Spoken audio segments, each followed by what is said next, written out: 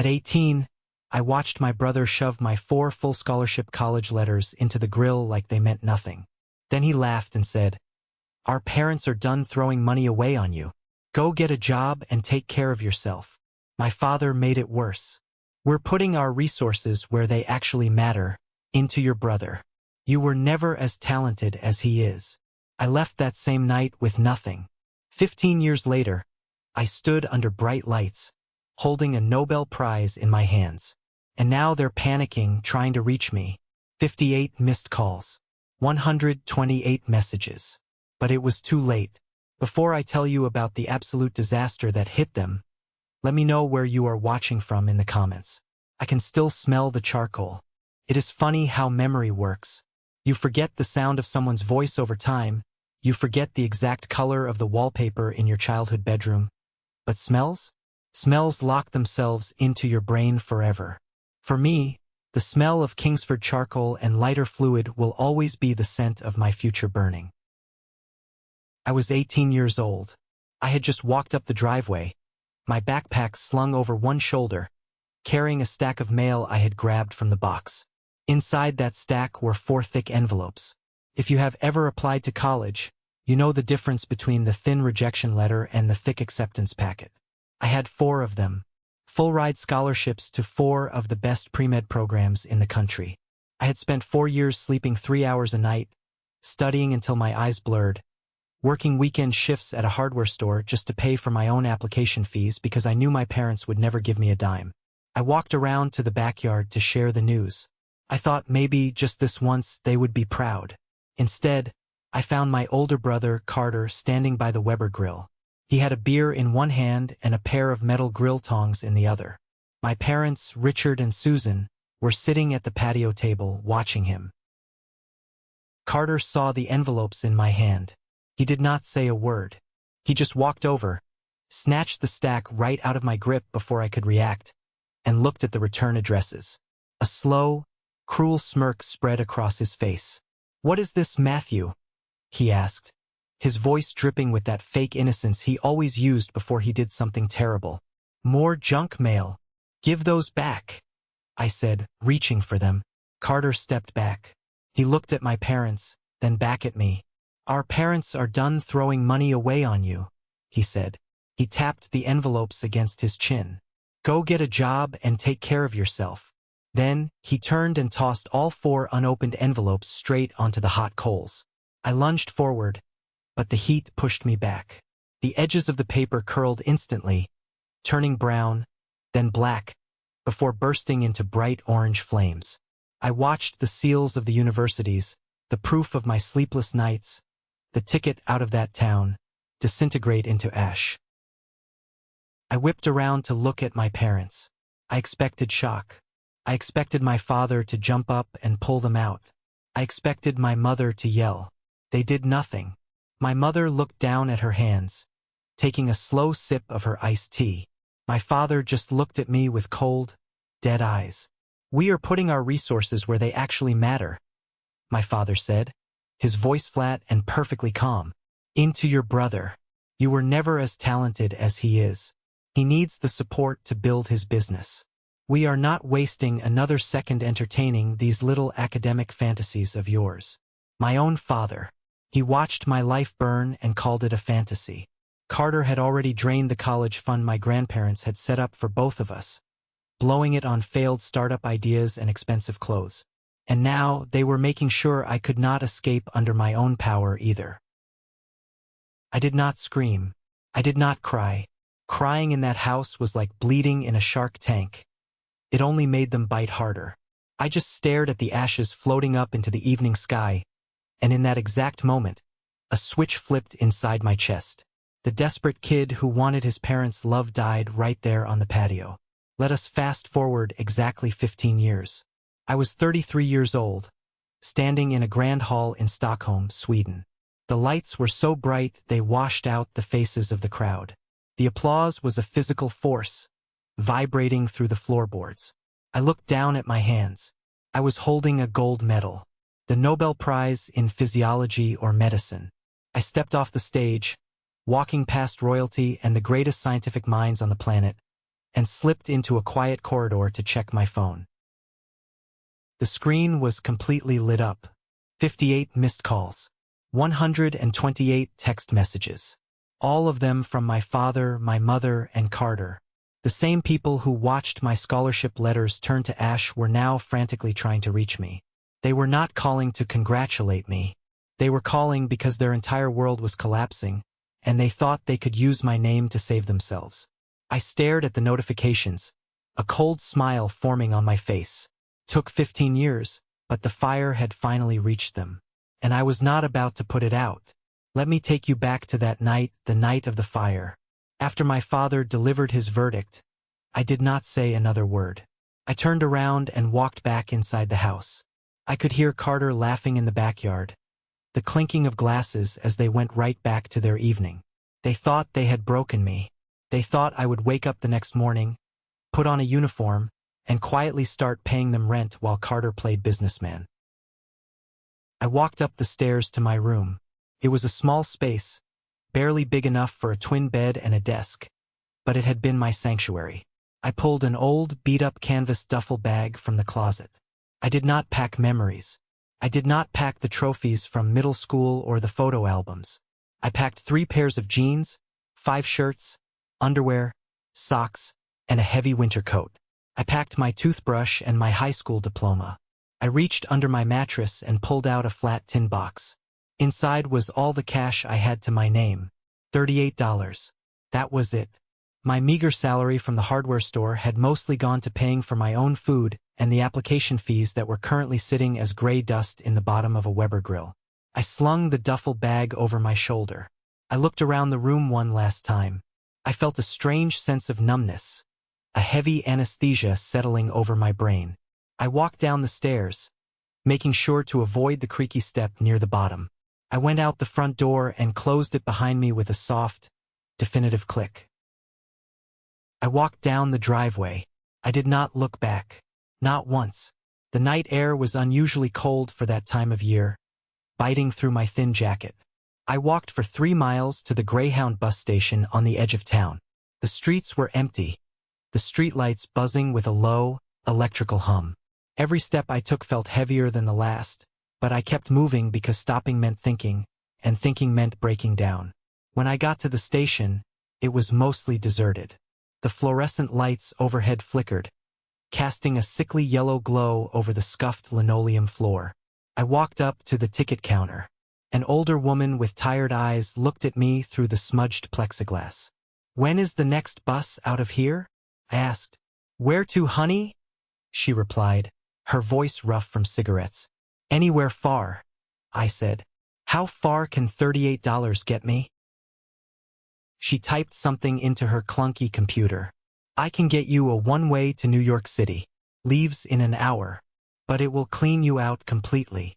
"I will take it," I said, sliding the crumpled bills under the glass. I sat on a hard plastic bench, gripping my duffel bag against my chest. The station smelled like stale coffee and floor wax. For the next hour, I just watched the clock on the wall. Every tick of the second hand felt like a hammer hitting an anvil. I kept expecting the front doors of the station to burst open. I kept expecting my father to walk in, demanding I come home. I kept waiting for my mother to rush in, crying, realizing what they had done. But the doors stayed shut. Nobody came. They did not even bother to check my room. When the bus finally rolled into the parking lot, its air brakes hissing loudly in the quiet night, I stood up. I handed my ticket to the driver and climbed aboard. I found a seat near the back, pressing my forehead against the cold glass of the window. As the bus pulled out of the station and onto the highway, watching the lights of my hometown fade into the darkness, a profound realization hit me. I was completely, utterly alone. I had no money, no plan, no family, and no safety net. But as the miles stretched on, that terrifying emptiness slowly morphed into something else. Freedom. They had burned my letters, yes, but they had also burned the bridge. I owed them nothing anymore. I was a ghost to them, and they were dead to me. The Matthew who sought their approval was left behind in that house. The man riding this bus into the unknown was someone entirely different. I closed my eyes, the vibration of the engine humming through the floorboards, and for the first time in my life, I fell asleep without fearing what the morning would bring. New York City does not care about your sob story. When you step off a bus at Port Authority with nothing but a duffel bag and empty pockets, the city looks at you, chews you up, and spits you right back out if you are not ready to fight. I managed to find a cramped room in Queens. And when I say room, I mean a closet above a 24-hour laundromat. The floor constantly vibrated from the industrial washing machines below, and the air always smelled heavily of bleach and cheap fabric softener. My bed was a mattress on the floor that someone had left by a dumpster, and my kitchen was a single electric hot plate sitting on a milk crate. The window did not close all the way, so the freezing winter wind howled through the crack, forcing me to sleep in my heavy coat. I had to survive. That was the only goal. I took whatever jobs I could find that did not ask too many questions. My day started at 4:30 in the morning. I worked the opening shift as a barista at a coffee shop in Manhattan, dealing with Wall Street types who would scream at me if their lattes were not exactly 120 degrees. By 1 p.m., I stripped off my apron and ran to the subway to get to my second job, a customer service representative at a massive call center.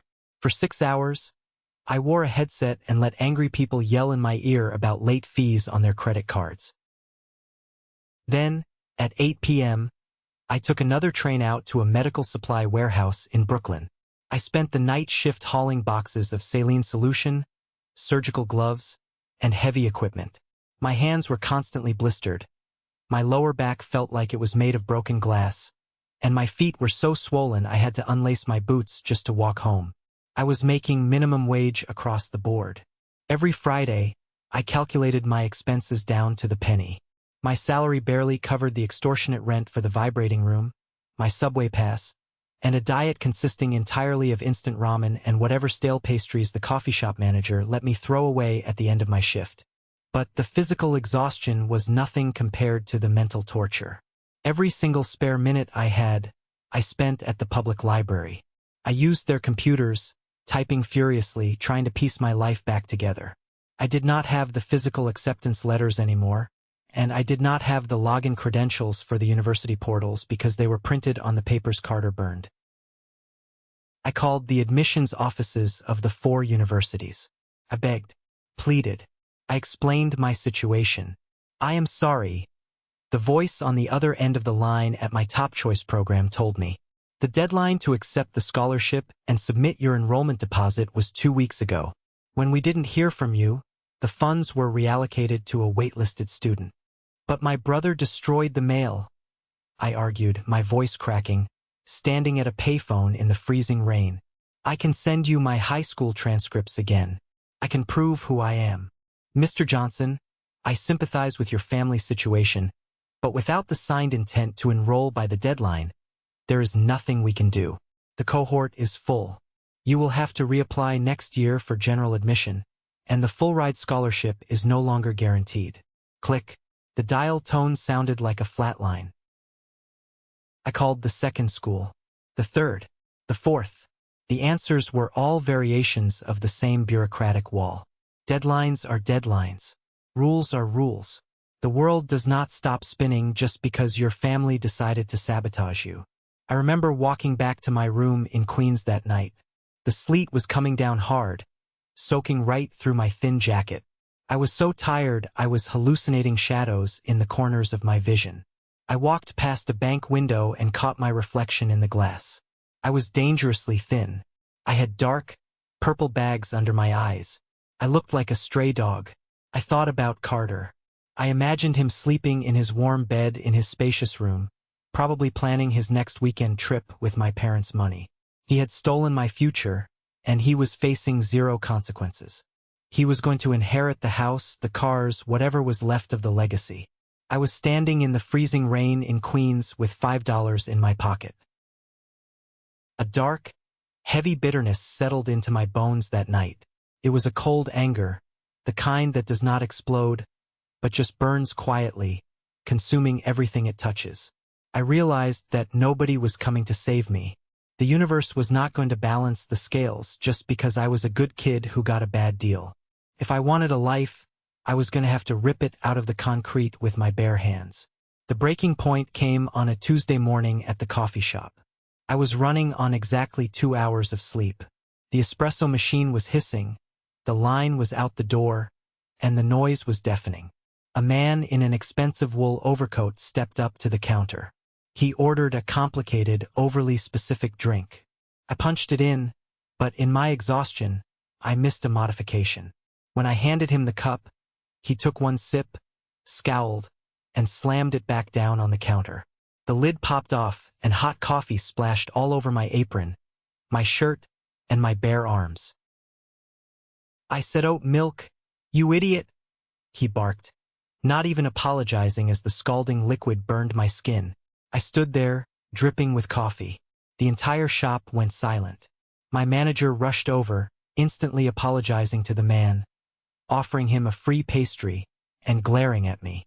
"Go clean yourself up, Matthew," the manager hissed. "One more mistake like this and you are done." I walked into the cramped employee bathroom and locked the door. I looked in the mirror. My face was pale, my apron stained dark brown.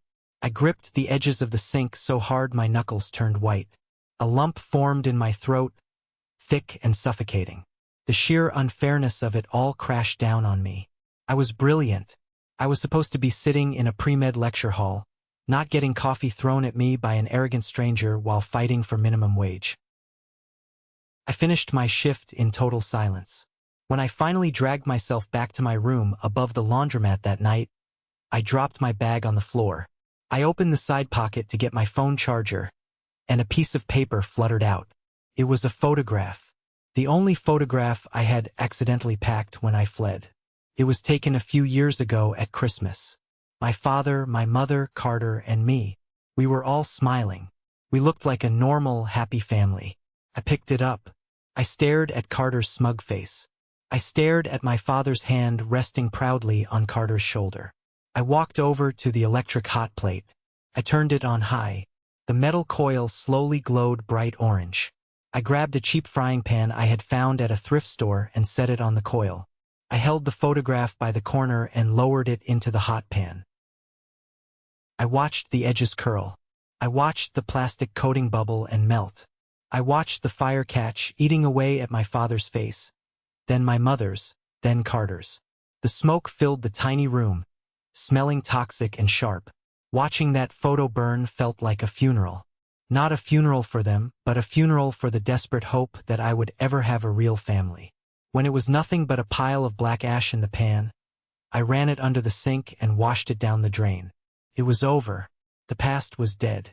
The next morning, I was wiping down the counters at the coffee shop when Elijah walked in for his shift. Elijah was a man in his late 40s, a massive guy with a graying beard and eyes that had seen too much.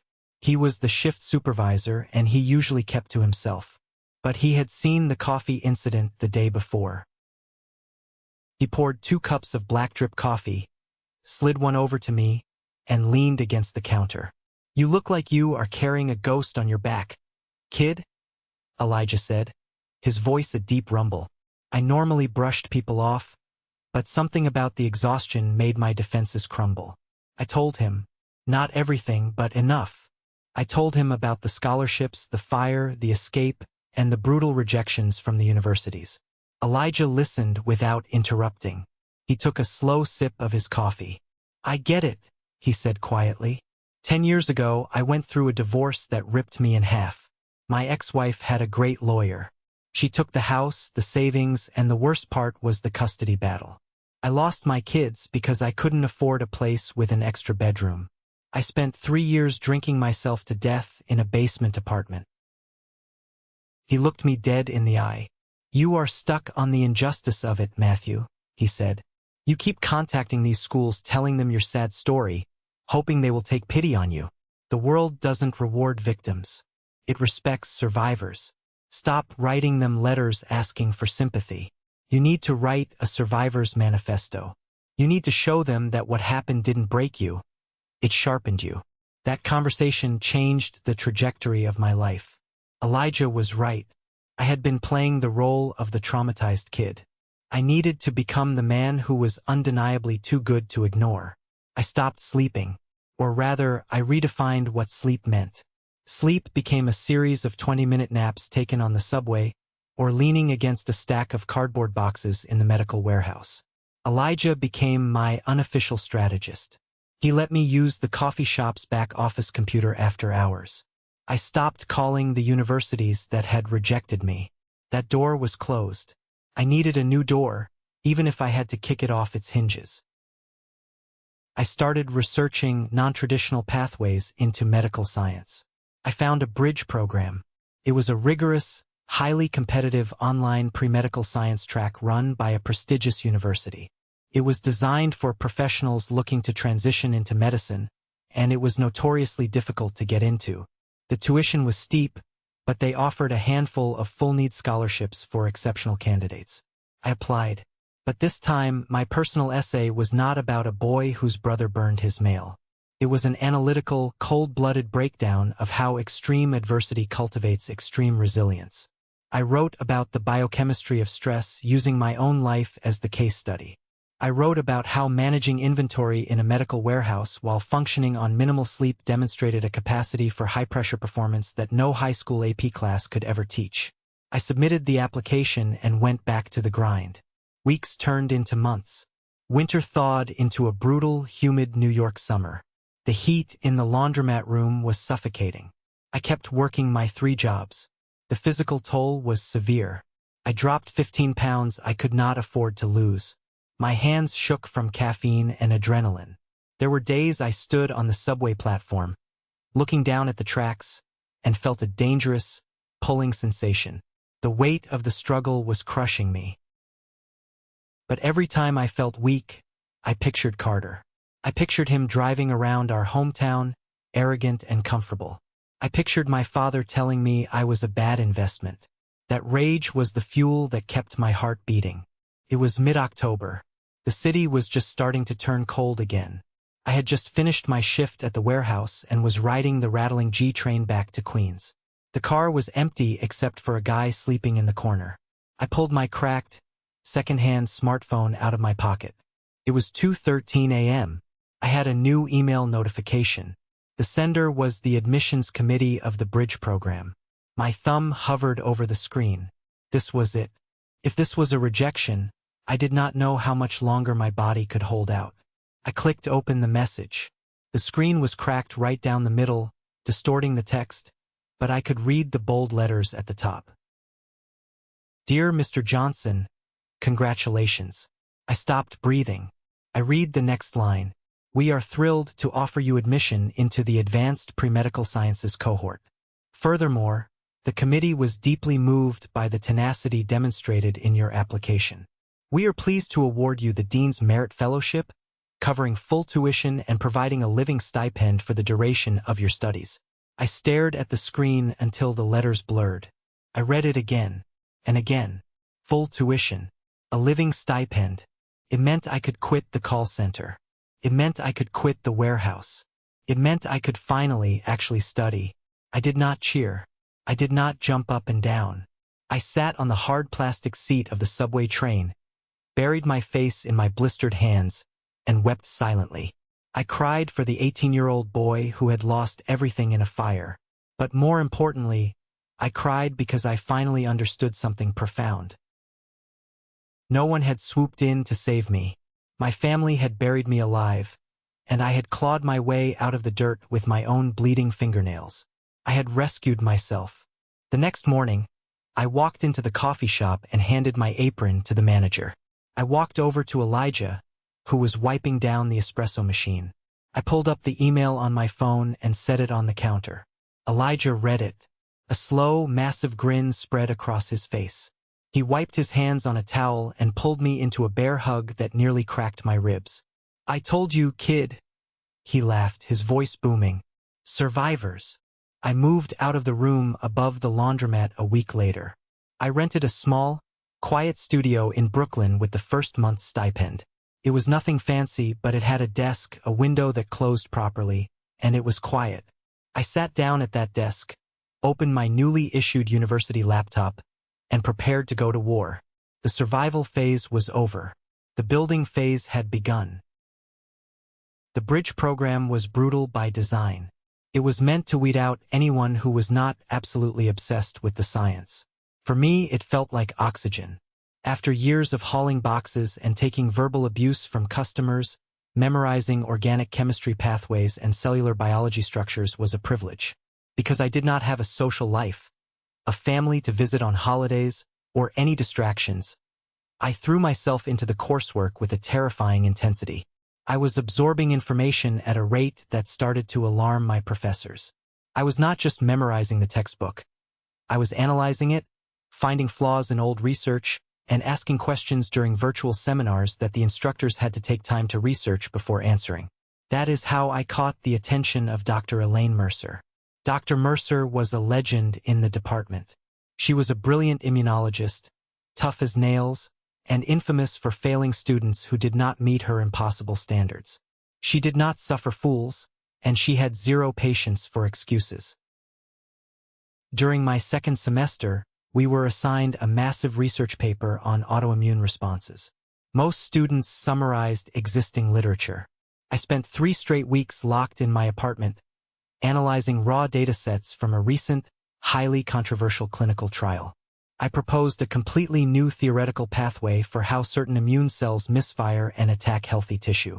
I submitted the paper. A week later, I got a message from Dr. Mercer ordering me to come to her physical office on the main campus. I walked into her office, a room overflowing with journals and medical models. She was sitting behind her desk, holding my printed paper. It was covered in red ink. My stomach dropped. I thought I had failed. She looked up at me over her glasses. "Matthew," she said sharply. "Sit." I sat on the edge of the chair. She tossed the paper onto the desk. "Who helped you write this?" "Nobody, Dr. Mercer," I replied, confused. "I researched it myself." She leaned forward, her eyes locked onto mine. "This hypothesis about the macrophage signaling loop, it is highly irregular. It contradicts 2 major papers published last year." "I know," I said, my heart pounding. "But if you look at the raw data from the trial, the control group exhibited a secondary inflammatory response that those papers dismissed as an anomaly." "I don't think it was an anomaly. I think it is the primary trigger." Dr. Mercer stared at me for a long, uncomfortable minute. The silence was thick. Then, slowly, the corner of her mouth twitched upwards. "You think like a researcher, Matthew," she said softly. "Not just a student. You have the instincts of a scientist. You see the gaps in the wall that everyone else walks right past." Hearing those words from a woman of her stature, it was indescribable. For 18 years, my father had told me I was useless. Carter had convinced the world I was the slow, talentless brother. And here was one of the brightest minds in medicine telling me I had a gift. It was the first time the deep, festering wound in my chest felt like it was finally starting to heal. "I am nominating you for the university's internal research grant," Dr. Mercer continued, opening a file. "It is a fully funded position in my laboratory. You will be running real trials based on this hypothesis. If you succeed, we publish. If you fail, you learn. Are you ready for that?" "Yes," I said without hesitation. Entering Dr. Mercer's lab was like stepping into a different universe. I traded my coffee-stained apron for a white coat.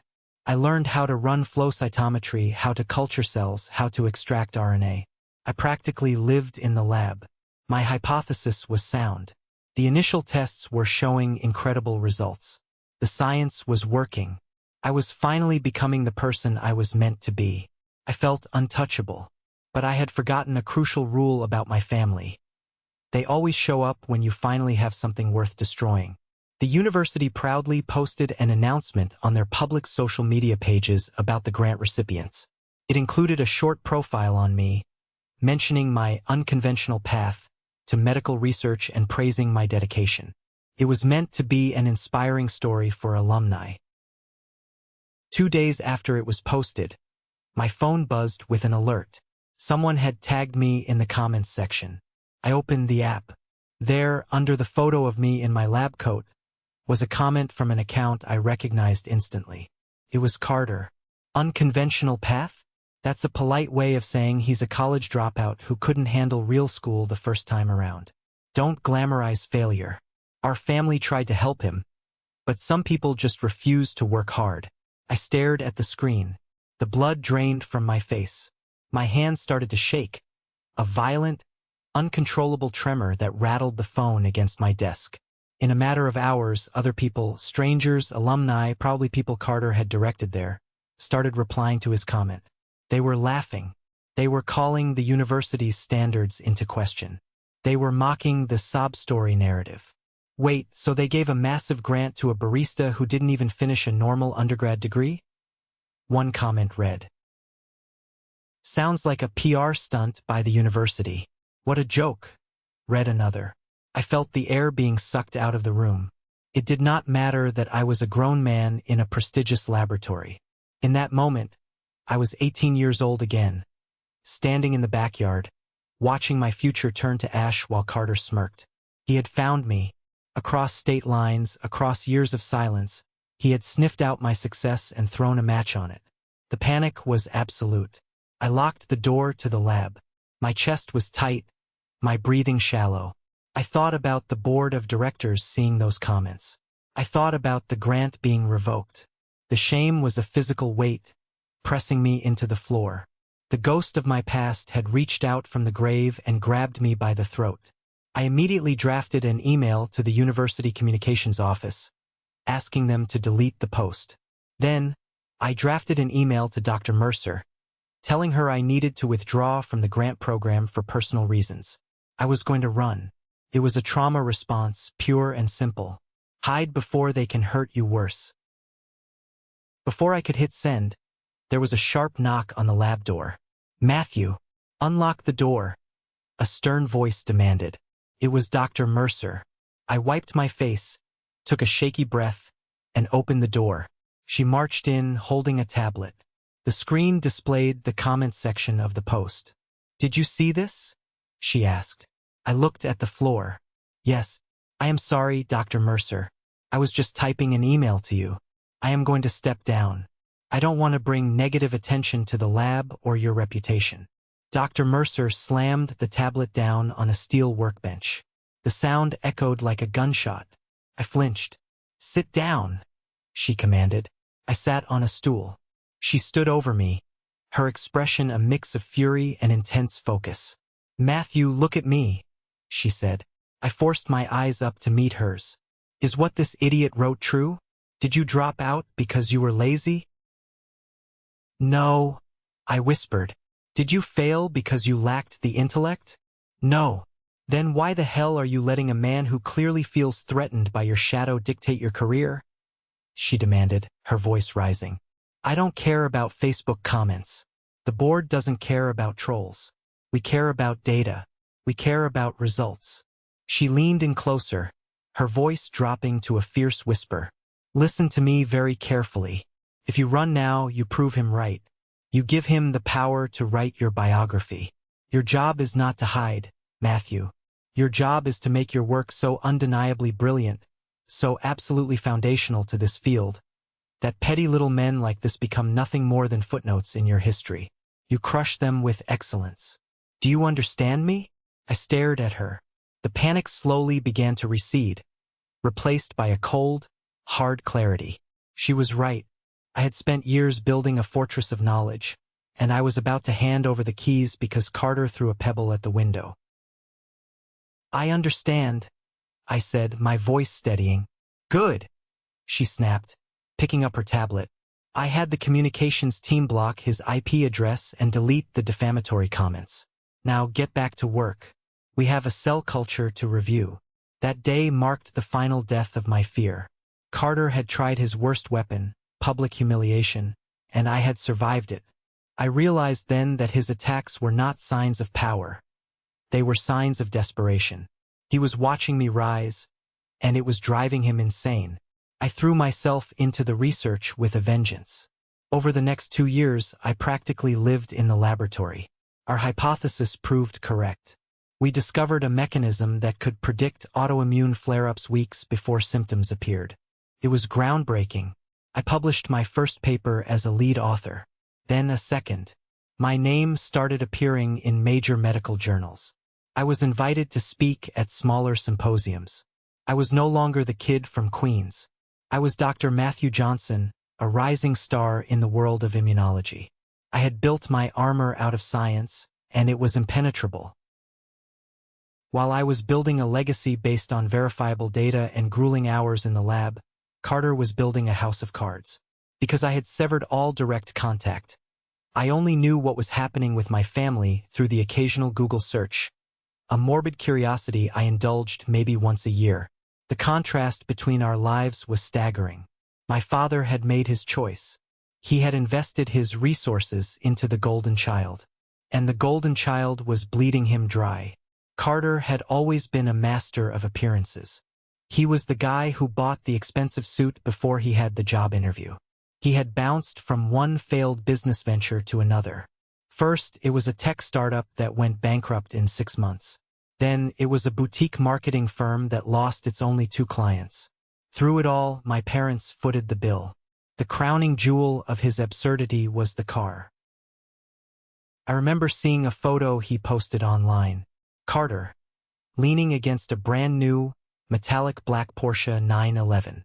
He was wearing a designer watch and a tailored blazer, smiling like he had just conquered Wall Street.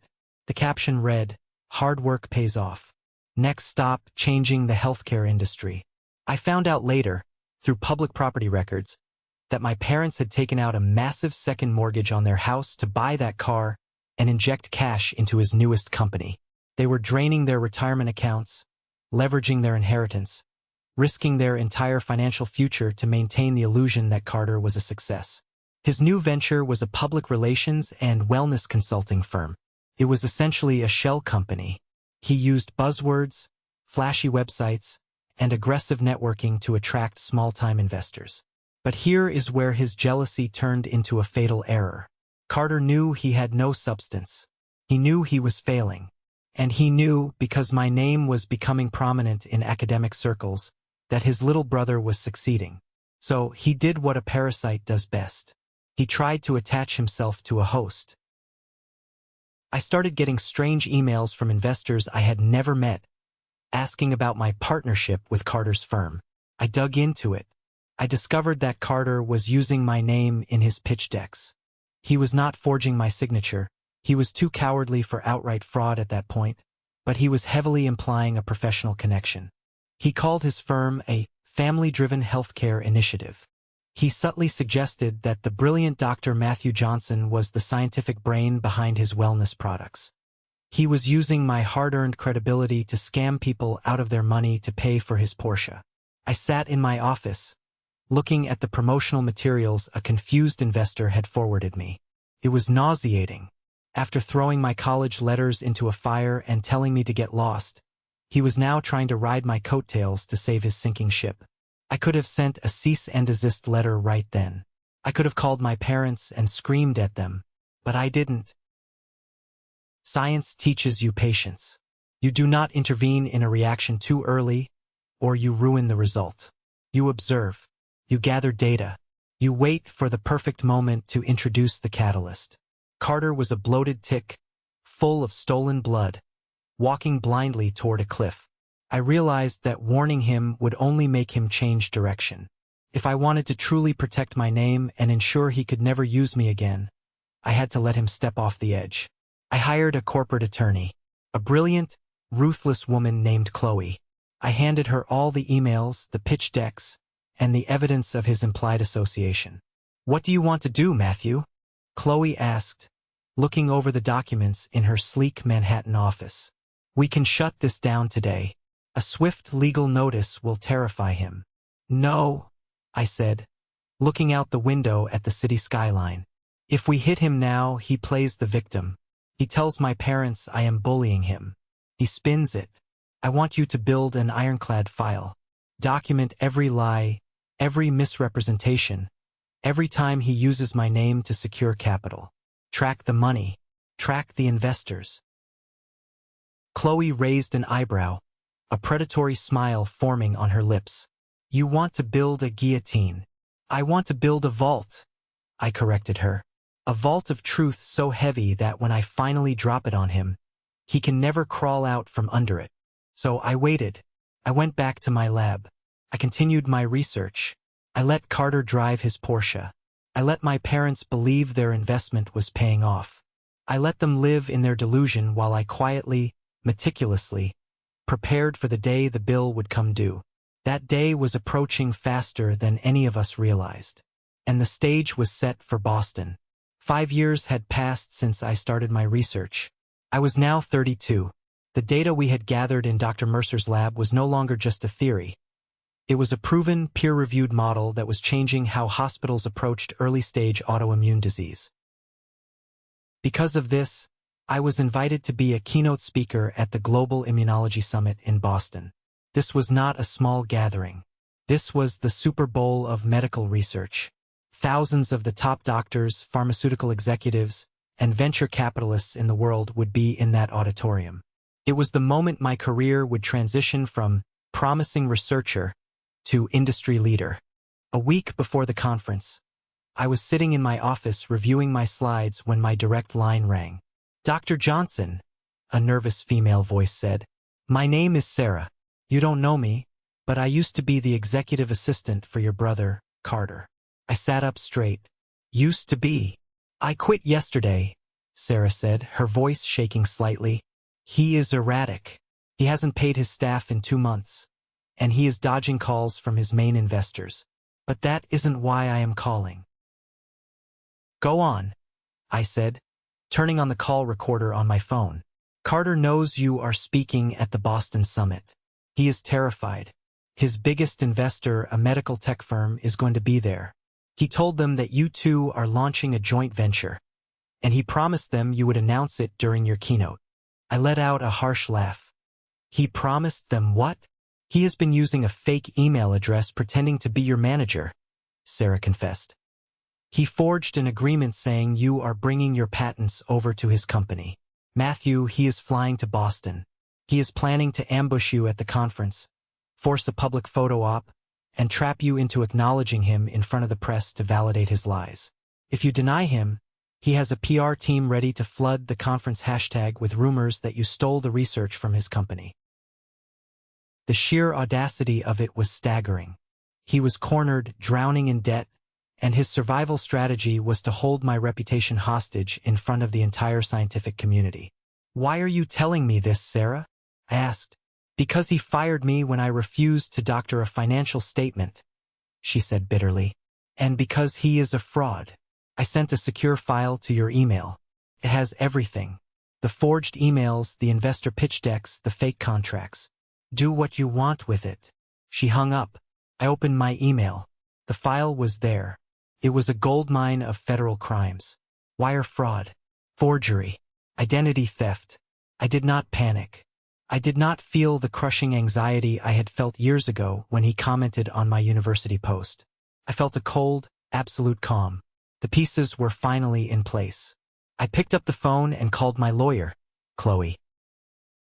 "Chloe, it is time," I said.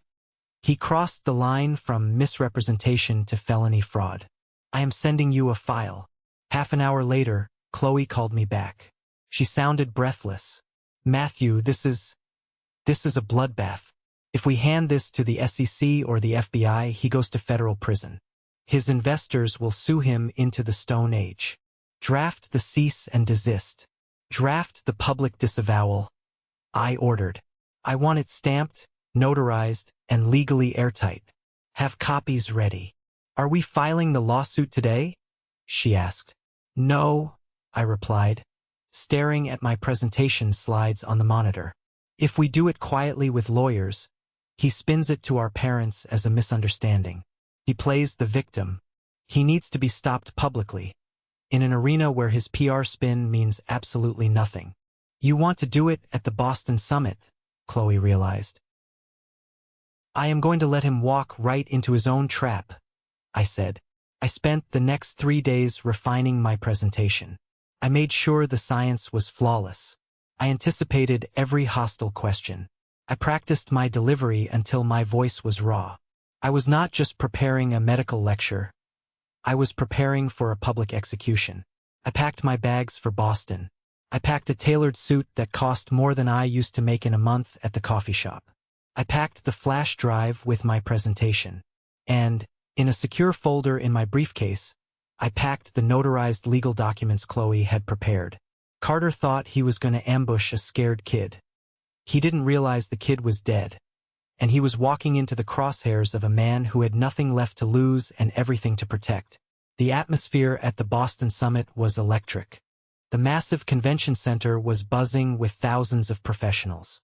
Cameras flashed, reporters conducted interviews in the lobby, and the stakes could not have been higher. I stood backstage, listening to the hum of the crowd. I adjusted my tie. My heart was beating steadily. I felt no fear. 10 minutes before I was scheduled to go on, the conference organizer rushed backstage, looking frantic. "Dr. Johnson," she said, "there is a situation. A man named Carter Johnson is at the press entrance. He is causing a scene, claiming he is your business partner and demanding VIP access to the stage for a joint announcement." I smiled. Tight, predatory smile. "Let him in," I said. "Put him in the front row.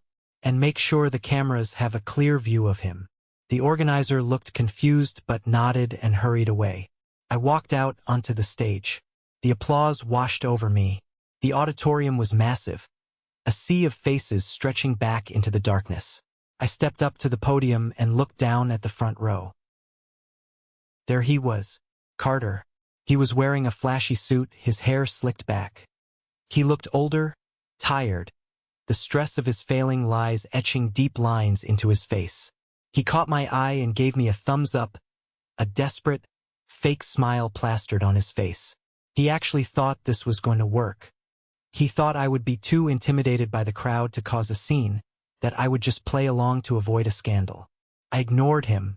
I began my presentation. For 45 minutes, I commanded the room. I walked them through the data, the failures, the breakthroughs. I spoke with absolute authority. I could see the heavyweights in the audience nodding in agreement. I could see the pharmaceutical executives whispering to each other, taking notes. I was dominating the space, and I could see the panic rising in Carter's eyes. He realized, perhaps for the first time, the massive gulf between us. He was a con artist playing dress-up. I was the real deal. As I wrapped up the scientific portion, the floor opened for Q&A.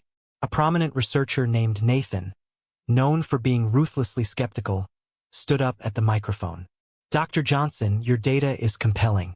However, there are rumors circulating online this morning, reportedly from your own PR team, that this model was heavily derived from proprietary algorithms developed by an external wellness startup. Care to clarify?" The room went dead silent. Carter had pulled the trigger on his smear campaign. He shifted in his seat, looking incredibly smug. I leaned into the microphone. "I am glad you asked that, Nathan." I clicked the remote in my hand. The massive screen behind me transitioned from complex medical charts to a stark, black background. Four images appeared on the screen. They were not medical diagrams. They were high-resolution scans of 4 receipts. The receipts from the public library where I had paid to print the recovery forms for my scholarships. The dates were clearly visible, 15 years ago. "There is a rumor that my success is a family-driven initiative," I said, my voice echoing through the silent hall. "Let me be entirely transparent about my origins." I looked directly down at Carter. His smug expression vanished, replaced by sheer terror. 15 years ago, my brother, who is sitting in the front row today, threw my 4 full-ride medical scholarship letters into a charcoal grill and burned them, I said. The audience gasped. A collective shock rippled through the thousands of professionals. He did this with the full support of my parents, who told me I was a waste of resources. I was left homeless with $38 to my name. I clicked the remote again. A new slide appeared. It was a screenshot of the forged email Carter had sent to the investors, alongside the legal cease and desist order bearing Chloe's law firm seal. "The man in the front row is currently under investigation for wire fraud. He has forged my signature and used my name to scam investors to fund his lifestyle. I have no business partner. I have no PR team.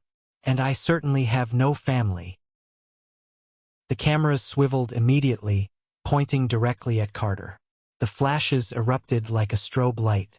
I built this research from the ashes of the future he tried to destroy, I concluded, my voice ringing with finality. Some forms of destruction do not end a life. They define the direction of it. Thank you. The silence held for 1 second, 2 seconds. Then the applause started. It wasn't polite golf claps. It was a roaring, standing ovation. The entire auditorium rose to their feet. I looked down. Carter was trying to cover his face from the cameras, stumbling over the chairs as he desperately tried to flee the auditorium. Security guards were already moving toward him. The storm had broken, and I was the only one left standing. The fallout from the Boston conference was absolute. Within 48 hours, the medical tech firm that Carter had been courting pulled their funding entirely. 2 other angel investors filed civil lawsuits. Carter's wellness startup, which was essentially a house of cards built on my name and a fake promotion he had given himself to CEO, completely collapsed. I went back to my lab in New York. I shut out the noise. I had a team of brilliant researchers depending on me, and we were on the verge of finalizing a predictive model that would change autoimmune treatment globally. A year passed. I was 33 years old. It was a Tuesday morning in October. I was sitting in my office, drinking a terrible cup of break room coffee and reviewing a grant proposal, when my cell phone rang. The caller ID showed an international number. Sweden. I answered it. Dr. Johnson speaking. Dr. Matthew Johnson. A voice with a thick European accent said, "Please hold for the Secretary General of the Nobel Assembly at the Karolinska Institute." My blood ran cold. I stopped breathing. You hear rumors in the scientific community. You know when your work is being evaluated, but you never actually believe the call is going to come. A new voice came on the line. Dr. Johnson, it is my great privilege to inform you that you have been jointly awarded the Nobel Prize in Physiology or Medicine for your discoveries concerning the predictive mechanisms of autoimmune response. I do not remember the rest of the conversation. I remember gripping the edge of my desk so hard my knuckles cracked. I remember hanging up the phone, standing up, and walking out into the main laboratory. My entire team was looking at me. "We got it," I whispered. The lab erupted. People were screaming, crying, hugging each other. It was the pinnacle of human achievement in our field. It was immortality. Within an hour, the news hit the global press. My face was on the front page of every major news outlet. The kid who was told he was a waste of resources was now a Nobel laureate. And right on cue, my phone started to vibrate. It started with a text message from an unknown number. "Matthew, it's Dad. We saw the news. We are so incredibly proud of you. Please call me immediately. It's an emergency." Then came another text. Then a voicemail. Then my mother started calling. By the end of the day, I had 58 missed calls and 128 messages from my family. They were not calling to congratulate me. They were calling because the walls were closing in on them. Carter was drowning in legal fees. His investors had discovered the truth, and the federal authorities were breathing down his neck. My parents had leveraged their entire inheritance, their house, and their retirement accounts to bail him out of his previous failures. And now the bank was threatening to foreclose on their home. They were completely destitute. And suddenly, their discarded son was the most famous scientist on the planet.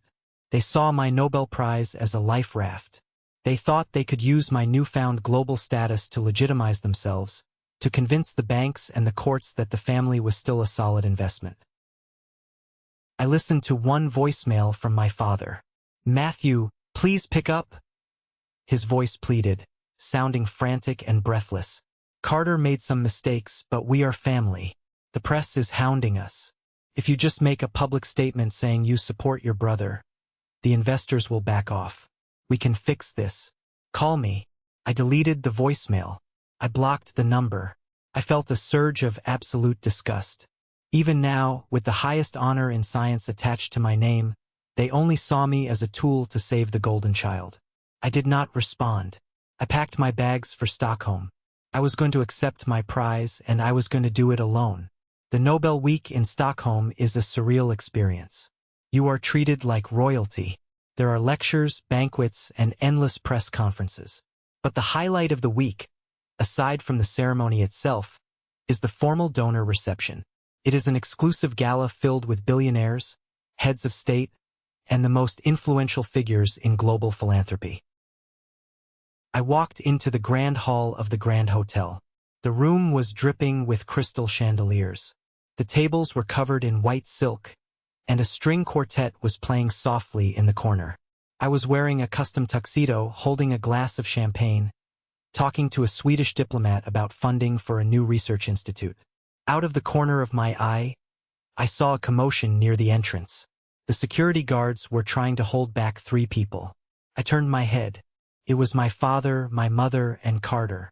I still have no idea how they managed to get into the hotel, let alone past the outer security perimeter. They must have spent the last of their borrowed money to fly to Sweden, hoping to ambush me in a place where I could not easily escape. My father spotted me. He pushed past a waiter, adjusting his cheap suit, and marched directly toward me. My mother followed close behind, looking terrified, clutching her purse. Carter trailed them, looking pale and sick, entirely stripped of his usual arrogance. The diplomat I was speaking with noticed my expression change. "Dr. Johnson, is everything all right?" "Everything is fine," I said, my voice dropping to a low, dangerous register. "Excuse me for a moment." I stepped away from the crowd and intercepted my family near a massive floral arrangement. "Matthew," my father gasped, trying to pull me into a hug. I put my hand up, pressing it flat against his chest, stopping him dead in his tracks. "Do not touch me." His face flushed red.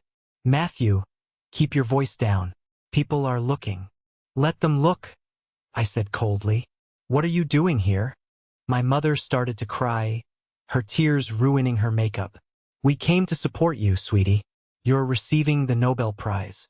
We're your family. We should be together." "You came to save yourselves?" I corrected her, staring right through her fake tears. "Your house is in foreclosure. Carter is facing a federal indictment. You didn't fly across the ocean to celebrate me. You flew here to use me as a human shield." Carter finally stepped forward. He looked pathetic. The designer clothes could not hide the fear sweating out of his pores. "Matt, please. The SEC is threatening to freeze my accounts. If we just take one photo together, if you just tell the press that my company consulted for your lab, the investors will drop the lawsuits. I'll pay you whatever you want. Just give me your endorsement." I looked at my brother, the man who had laughed while my scholarship letters turned to ash. The man who told me to go get a job because I was worthless. Now he was begging for scraps from my table. "You want my endorsement?" I asked, my voice deadly quiet. "Yes," Carter pleaded, his eyes wide with desperation. "Just one photo. We issue a joint press release. It solves everything." "Okay," I said smoothly. I gestured toward the center of the room, where several major international journalists and high-net-worth investors were gathered. "Let's go talk to the press." My father's face lit up with relief. He actually thought I had caved. He thought the pressure of the public setting had forced me to submit to the family hierarchy, just like it always did when I was a kid. He was wrong. I was not leading them to salvation. I was leading them to the slaughterhouse. I walked straight toward the largest cluster of journalists and elite donors. My family followed right behind me, their chests puffed out, ready to play the role of the proud, supportive relatives. As we approached, the reporters recognized me. The cameras immediately turned our way. The flashes began to pop. The low murmur of the gala quieted down as people realized the newest Nobel laureate was about to make an impromptu statement. I stopped in front of the cameras. I turned and looked at my lawyer, Chloe, who had been standing near the bar watching the entire interaction. I gave her a single, sharp nod. Chloe walked over smoothly. She reached into her leather briefcase and pulled out a stack of crisp, thick legal documents bearing the seal of her Manhattan law firm. "Dr. Johnson," a reporter from a major financial network called out, "are these your family members?" Will they be joining your new research initiative? I looked directly into the camera lens. No, I said clearly, my voice carrying across the silent hall. The people standing behind me are Richard, Susan, and Carter Johnson. I have not spoken to them in 15 years. I heard my mother let out a sharp gasp. My father froze, the fake smile melting off his face. Recently, I continued, projecting my voice so every billionaire, every diplomat, and every investor in the room could hear me. Carter Johnson has been telling private equity firms that his wellness startup is partnered with my laboratory. He has used my name to secure millions of dollars in capital. I took one of the legal folders from Chloe and held it up. This is a formal, notarized public disavowal, I stated. I have zero affiliation with Carter Johnson or his company. Furthermore, the documents in this folder contain proof that Carter Johnson forged my signature on multiple investment prospectuses. Copies of these files have already been handed over to the Securities and Exchange Commission and the federal authorities. The room erupted. The journalists started shouting questions. The flashes were blinding. Matthew, stop! My father hissed, grabbing my arm, his fingers digging into my tuxedo jacket. You are ruining us. I yanked my arm away with such force that he stumbled backward. You ruined yourselves, I said, turning to face him fully. 15 years ago, you stood by a grill and watched this man burn 4 full-ride medical scholarships because you decided I was a bad investment. You told me to go get a job. Well, I got a job, and I am doing it exceptionally well. I turned my attention to Carter, who was physically shaking, his face the color of wet chalk. You wanted public attention, Carter? I asked softly, stepping closer to him. You got it. This room is filled with the people you've been trying to scam. Take a good look around. Your run is over. The elite crowd surrounding us physically took a step back from my family, as if they were suddenly contagious. The disgust on the faces of the donors and diplomats was palpable. In the world of high finance and global science, reputation is everything. And I had just publicly branded Carter a radioactive fraud. The hotel security, realizing the situation had escalated, quickly moved in. Sir, you need to leave, the head of security said, grabbing Carter by the elbow. He's my brother, Carter yelled, struggling against the guard. Tell them, Matt. Tell them we're family. I don't have a brother, I said, turning my back to him. I watched over my shoulder as security dragged Carter, my father, and my crying mother out of the grand hall. The heavy oak doors slammed shut behind them. Felt exactly like a funeral. Not a funeral for a person, but the absolute final burial of their power over me. This is the moment that changes everything, the moment I finally took back control of my life. Thank you so much for your patience and for staying with me until now. You've been amazing. Please give this video a like and comment one below to let me know you've made it this far. Not only does this help more people find this story, but it also lets me know that my experiences truly mean something to someone. Your support is my greatest motivation to keep sharing the rest of this journey. After the gala, I returned to my suite at the Grand Hotel. The room was enormous, silent, and incredibly still. I walked over to the floor-to-ceiling windows and looked out over the freezing, dark waters of the Stockholm harbor. My phone was sitting on the mahogany desk. It was vibrating constantly, a relentless buzzing sound that filled the quiet room.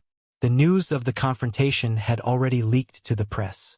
Financial blogs were picking up the story of the Nobel laureate exposing his fraudster brother. The texts from Carter went from angry, arrogant demands to absolute, pathetic begging in the span of an hour. You ruined my life. How could you do this to your own blood? Matt, please. The bank just called. They're freezing the corporate accounts. I'm gonna go to jail. Please call your lawyer off. I'm sorry. I'm so sorry. I'll do anything. I did not read them all. I did not need to. I walked over to the phone, held down the power button, and watched the screen go black. The vibrating finally stopped. I poured myself a glass of sparkling water, sat down in a heavy leather armchair, and closed my eyes. I expected to feel a rush of adrenaline. I expected to feel the hot, fiery triumph of revenge. But I didn't. What I felt was a profound, overwhelming sense of exhaustion washing out of my muscles. It was the feeling you get when you finally set down a massive weight you have been carrying on your shoulders for a decade and a half. I was free. The ghost of the 18-year-old boy who stood in the backyard smelling lighter fluid was finally at peace. He did not need their validation anymore. He did not need their apologies. He had built an empire of facts, data, and undeniable truth, and the liars had shattered the moment they crashed into it. I slept for 10 hours that night. It was the deepest, most dreamless sleep I had experienced since the night I left my hometown on that Greyhound bus. When I woke up the next morning, the Swedish sun was shining brightly, reflecting off the water. I put on a fresh suit, drank my coffee, and went downstairs to formally accept my Nobel Prize. I stood on the stage. The King of Sweden handed me the gold medal, and I smiled. It was a genuine smile. My mind was completely clear. The storm was over, but the wreckage left behind in America was vast, and there was one final piece of administrative cleanup I had to handle before I could permanently close the book on the Johnson family. A month after the Nobel ceremony, I was back in New York. I received a formal request from a court-appointed mediator. My parents and Carter were requesting a sit-down meeting. They claimed they wanted closure and to formally apologize without the press involved. I knew it was a lie. They didn't want closure. They wanted mercy. But I agreed to the meeting, mostly because Chloe, my lawyer, advised me that getting them to sign a sweeping non-disclosure and non-interference agreement would legally immunize me from any future harassment. We met in the massive glass conference room at Chloe's law firm. When my family walked in, I barely recognized them. The stress of the last 30 days had aged my father 10 years. His posture, once so rigid and commanding, was completely stooped. My mother looked frail, clutching a cheap tissue. And Carter looked like a ghost. He had lost weight, his eyes were bloodshot, and he wore a faded sweater instead of his usual tailored suits. They sat on the opposite side of the long mahogany table. Chloe sat next to me, her legal pad open, looking at them like a shark looking at chum. My father cleared his throat. "Matthew, thank you for agreeing to see us. Let's cut to the chase," I said, leaning back in my chair. "You are here because the federal prosecutors are offering Carter a plea deal, and you want me to write a letter of leniency to the judge. And you want me to co-sign a loan to save your house from foreclosure." My father's jaw dropped. He looked at Chloe, then back at me. "How did you?" "I have excellent lawyers," I said flatly. "The answer to both requests is absolutely not." My mother broke down sobbing. "Matthew, please, we are going to be on the street. Your father and I. The stress is destroying us. We're talking about divorce. We have nothing left. We spent every dime we had on Carter's business." I looked at my mother. I felt no pity, only a clinical curiosity. "Why?" I asked. I never understood it. Even before the fire, I had straight A's. I worked night shifts. I was independent. Carter drained his college fund, wrecked 3 cars, and failed out of his first semester. Why did you back him and throw me away? My father stared at the polished wood table. He looked small, defeated. Because you didn't need us? My father whispered, the truth finally breaking out of him. You were always so smart, so self-sufficient. Carter needed us. Investing in him, buying him that Porsche, funding his companies. It made us feel powerful. It made us feel like the head of the family. We knew if you became a doctor on your own, you would leave us behind and never look back. We wanted a son who owed us. So we made sure he owed us everything. The silence in the room was absolute. Twist. There it was. The ugly, foundational truth of our family dynamic. They didn't favor Carter because he was better. They favored him because he was weak, and his weakness fed their egos. They burned my future not just out of spite, but out of a desperate need to keep me beneath them, to ensure I would be just as dependent on their conditional love as Carter was. It was the most pathetic thing I had ever heard. I looked at Carter. You heard him? You weren't the golden child, Carter. You were the pet. And they fed you until you burst. Carter put his head down on the table and started to cry silently. I stood up. I buttoned my suit jacket. Chloe slid 3 thick folders across the table. These are waivers, I said. They state that you accept full responsibility for your financial ruin, that I hold no liability, and that you will never contact me, my laboratory, or my associates ever again. Sign them, or Chloe will file a civil suit for defamation and emotional distress that will strip you of whatever pennies you have left. My father picked up the pen with trembling hands. He signed the paper. My mother signed. Carter signed without even reading it. Good, I said. This is the last time you will ever see my face. I walked out of the conference room. I did not look back. The next 2 years were a period of massive expansion for me. Using the Nobel Prize money and securing heavily vetted private grants, I opened my own independent research facility in upstate New York. We focused purely on decoding immune system anomalies.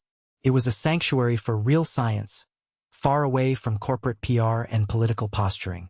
One of my first hires as the director of campus operations was Elijah. Elijah, the man who had pulled me out of my depression at the coffee shop in Queens. He had been managing a small logistics company, but I offered him a salary that tripled his income, with full benefits and a housing allowance. Because of that salary and his stable, prestigious new job, Elijah was finally able to go back to family court. He hired a fantastic lawyer, fought the custody battle he had lost years ago, and won joint custody of his 2 daughters. Seeing him walk around the institute campus, smiling, holding his kids' hands on the weekends, it was a better feeling than standing on the stage in Stockholm. It was proof that when you build power the right way, you can use it to genuinely heal people. Meanwhile, justice was finally serving its cold dish to Carter. The federal prosecutors did not offer him a lenient plea deal. Without my endorsement, and with the mountain of evidence Chloe had handed over, the SEC made an example out of him. Carter Johnson was convicted of 3 counts of wire fraud and 1 count of aggravated identity theft. I read the news article online while drinking my morning coffee. He was sentenced to 7 years in a federal penitentiary. The article included a photo of the feds raiding his office. In the background, being loaded onto a flatbed tow truck by the repo men, was the metallic black Porsche 911. The symbol of his fake empire, bought with my parents' stolen retirement, towed away to an impound lot to be auctioned off for scrap value. My parents' fate was equally grim, though far less public. Without Carter's fake income to float their massive debts, the bank officially foreclosed on their house. The 4-bedroom suburban home with the big backyard and the Weber grill on the patio, the house where my future was burned, was auctioned off to a young couple. My parents lost their inheritance. They lost their savings.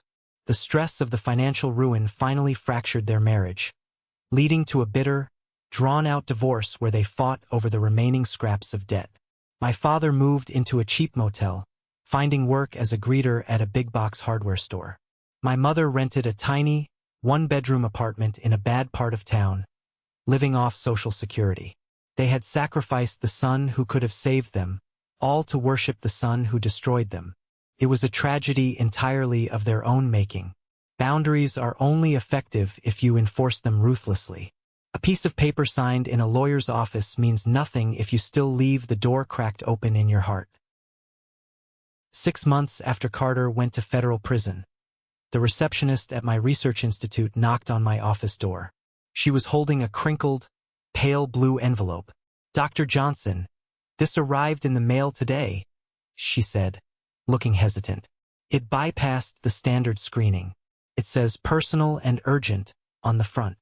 I took the envelope. I recognized the handwriting instantly. It was my mother's cursive, shaky and uneven, but unmistakably hers. The return address was listed as an apartment complex in a low-income neighborhood a few towns over from where I grew up. I held the envelope in my hand. I could feel the weight of it. It was thick, probably several pages of apologies, excuses, and ultimately, a plea for money. She was probably struggling to pay rent. She probably thought that enough time had passed, that my anger had cooled, and that the good son inside me would surface and write her a check out of guilt. She thought the bond of blood would override the memory of the fire. I looked at the trash can next to my desk. I could just throw it away. I could shred it. But I realized that destroying it quietly would leave her waiting. She would check her mailbox every day, hoping for a reply, hoping she still had a hook in me. I needed to send a message so absolute, so definitive, that she would never buy another stamp with my name on it. I walked out of my office and went down the hall to the administrative wing. I walked up to the mailroom clerk. "Do you have the red ink stamp?" I asked. The clerk blinked, surprised. "The official one?" "Yes, doctor." "Stamp this," I said, sliding the unopened blue envelope across the counter. The clerk picked up the heavy rubber stamp, pressed it into the red ink pad, and slammed it down hard across the front of my mother's letter, right over her desperate, shaky handwriting. "Return to sender. No longer at this address. Put it in the outgoing bin," I instructed. I walked back to my office. I didn't feel a shred of guilt. I didn't wonder what the letter said. I knew that by sending it back unopened, with that stark red ink across the front, I was giving her the final answer she needed to hear. I was not her son anymore. I was not her safety net. I was the man she had thrown away, and I was never coming back. That red stamp was the padlock on the vault. The parasites were permanently severed from the host. Another year went by. My life fell into a beautiful, predictable rhythm of science, mentorship, and quiet evenings. The noise of my past had completely faded into the background. Then, one Tuesday afternoon, a package arrived at the institute. It was a long, rectangular box wrapped in plain brown paper. There was no return address, just my name typed on a shipping label. I took it into my office and cut the tape with a letter opener. Inside, packed securely in bubble wrap, was a single object. It was a metal grill tong. It was old, the handles worn, but the metal had been scrubbed clean. It gleamed under the harsh fluorescent lights of my office. There was no note attached, no explanation. I stared at it for a very long time. Was it from Carter, sent from the prison mailroom as some twisted, passive-aggressive reminder? Was it from my father, a silent surrender, acknowledging the exact weapon they had used to try and destroy me? Or was it just a bizarre coincidence? A piece of junk accidentally shipped to the wrong address? It didn't matter. I picked up the cold metal tongs. 15 years ago, watching these exact tongs push my college acceptance letters into the fire had nearly killed me. It had filled me with a terror and a sadness so deep I thought I would drown in it. Now I just felt nothing. It was just a piece of cheap metal. It had no power over me. I opened the bottom drawer of my desk, tossed the tongs inside, and shut it. I didn't throw them away, and I didn't display them. I just filed them away in the dark, exactly where the memory of my family belonged. I walked over to the window of my office. Below me, on the campus green, dozens of young researchers in white coats were walking between laboratories. They were bright, ambitious, and unburdened. They were the future, and I had built the place where that future was safe.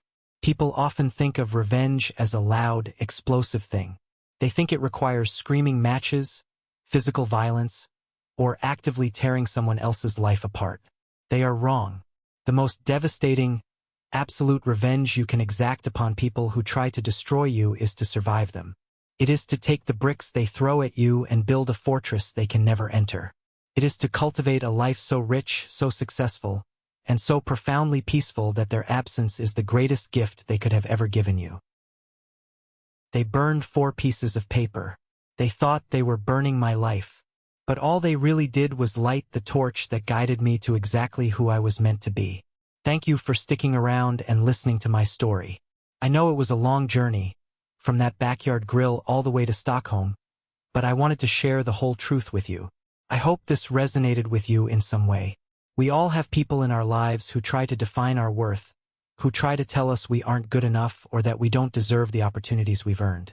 Have you ever found yourself in a similar situation? Have you ever had to walk away from people you loved because they were holding you back or trying to tear you down? Let me know your experiences in the comments. I read them, And I promise you, you are not alone. If you made it all the way to the very end of this video, you belong to a special group. I want you to go down to the comments right now and type the letter W. That stands for winner. That is our secret code for the 1% Club. The people who understand that survival is a choice and that success is the best revenge. Please hit that like button if this story meant something to you, and don't forget to follow the channel so we can share more stories, more struggles, and more victories together. Stay strong, keep building your fortress, and I will see you in the next one.